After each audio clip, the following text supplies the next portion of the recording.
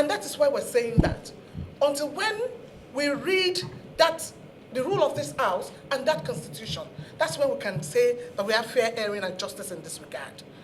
In this regard, what the petitioner had said is that based on that press briefing, whether it was before Natasha was sent out of the National Assembly or not, gives an impression that the chairman of the committee has a particular understanding of this issue and could be said to be biased, on that issue, with due respect, sir.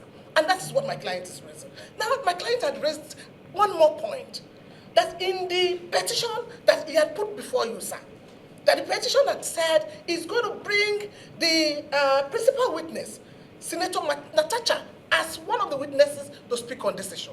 And we are aware that the Senate had made a decision on where she can come and where she cannot come. And so that is why we are saying we are ready to proceed. An oath has been taken. We have our witnesses ready. And the principal witness is Senator Natasha. So we don't also want people to go ahead and think that we deliberately came here. We have been called on serious. We have been called serious, some names here. That we deliberately came here to come and stalemate here. No, that is not our intention. Our intention is that if we are going to proceed, we think the chair of the committee should please step down from this conversation to allow for fairness and justice in accordance with the constitution of this country, because we can give evidence. Premium Times, March 5th, Arise, it was also recorded. We have several documentary evidence to show that at a point in time, the chair had said, dead or an arrival, she has no case to answer, and other things, sir. Thank you very much. Counsel, thank you very much.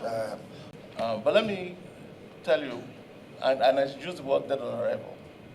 That case that came before us, the first petition that came, is not this petition. That petition was signed by distinguished Senator Natasha Akpabio. Contrary to our rules, you cannot sign your own petition. 2, a petition that came before us did not even have an address. Contrary to our rules, that petition shouldn't have been entertained. Because you are a learned counsel, submit a case, submit your own petition to court, and don't sign it. They will throw it out. Whether you use the word dead on arrival or not, they will throw it out. We are lawyers here, so we understand that. In any case, from the position that I can see you are taking, it means the whole Senate is biased. Because the whole Senate witnessed what happened on the floor. They witnessed it.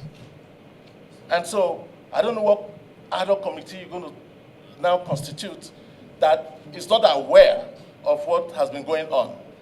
2, learned respondent has just told us, and I'm sure you have the case file and index number in front of you, that this matter is before a law court.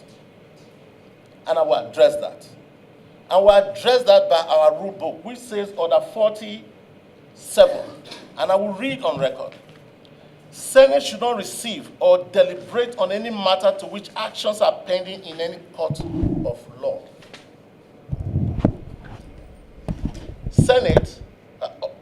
Senate should not receive or deliberate on any matter to which actions are pending in any court of law.